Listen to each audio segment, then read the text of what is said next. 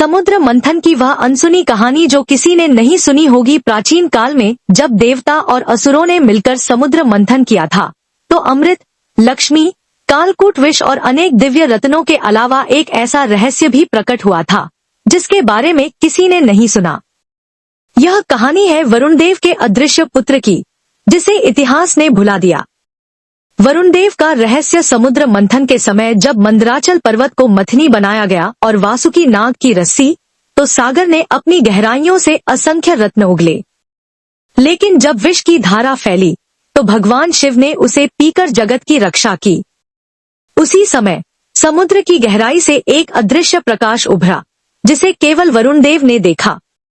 वरुण देव, जल के देवता, ने देखा कि उनका एक पुत्र, जिसे उन्होंने सृष्टि के आरंभ में ही समुद्र की गहराई में छुपा दिया था, वह अब प्रकट हो रहा है। उसका नाम था ऐन्द्रजाल, जो इंद्रजाल, माया की तरह अदृश्य था और केवल अपनी इच्छा से ही दृश्यमान हो सकता था। ऐन्द्रजाल का उद्देश्य। ऐन्द्रजाल समुद्र मंथन के समय इसलिए प्रकट हुआ क्योंकि उसे पता था कि इस मंथन से एक ऐसी वस्तु निकलेगी जो समय को बदल सकती है। वह वस्तु थी कालचक्र का रहस्य, जो अमृत कलश के नीचे दबा हुआ था। देवताओं और असुरों ने अमृत को पाने की होड़ में उस रहस्य पर ध्यान ही नहीं दिया, पर ऐन्द्रजाल जानता था कि यदि कोई कालचक्र को हस्तगत कर ले तो वह भूत, भविष्य और वर्तमान को बदल सकता है। विष्णु का छल और ऐन्द्रजाल की योजना। जब मोहिनी रूप धरकर भगवान विष्णु ने अमृत को देवताओं में बांट दिया तो असुरों ने विरोध किया, पर ऐन्द्रजाल ने इस अवसर का फायदा उठाया। उसने अपनी मायावी शक्ति से अमृत कलश के नीचे छिपे कालचक्र को चुरा लिया। लेकिन उसकी यह चोरी तभी पकड़ी गई जब नारद मुनि ने अपने वीणा के स्वर से उसके अदृश्य होने की माया को भंग कर दिया। नारद ने विष्णु को सचेत किया, प्रभु, कोई तीसरी शक्ति इस मंथन का लाभ उठाना चाहती है। विष्णु ने अपने सुदर्शन चक्र से ऐन्द्रजाल का पीछा किया, पर वह समय के अंतराल में विलीन हो गया।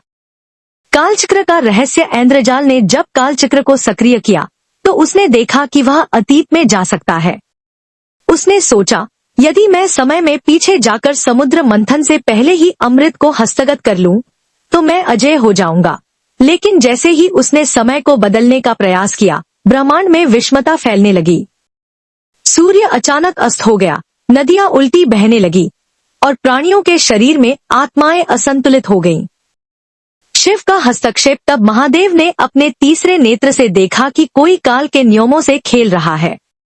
उन्होंने ऐन्द्रजाल को ढूंढ निकाला और उसे समझाया, हे पुत्र, कालचक्र कोई खिलौना नहीं है। यदि तुमने समय को बदल दिया तो सृष्टि का संतुलन ही नष्ट हो जाएगा। अमृत तो केवल धैर्यवानों को मिलता है, लोभी को नहीं। ऐन्द्रजाल ने क्रोधित होकर शिव पर हमला किया, पर शिव के कालाग्नि ने उसे जलाकर भस्म कर दिया। कालचक्र वापस समुद्र की गहराई में लौट गया और विष्णु ने उसे एक ऐसे स्थान पर छुपा दिया जहां कोई नहीं पहुंच सकता। कहानी का अंत। इस घटना के बाद देवताओं और असुरों को पता ही नहीं चला कि उनके बीच एक अदृश्य युद्ध हुआ था। केवल वरुण देव जानते थे कि उनके पुत्र ने क्या किया, पर उन्होंने इस रहस्य को समुद्र की लहरों में दफन कर दिया। समुद्र मंथन की यह अनसुनी कहानी हमें सिखाती है कि लालच और अधैर्य मनुष्य को नष्ट कर देते हैं।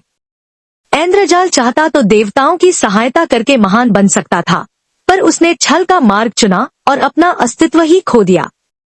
यही कारण है कि आज भी समुद्र मंथन की कथा सुनाते समय कालचक्र और ऐन्द्रजाल का नाम कोई नहीं लेता, क्योंकि यह रहस्य समुद्र की गहराइयों में हमेशा के लिए छुपा दिया गया।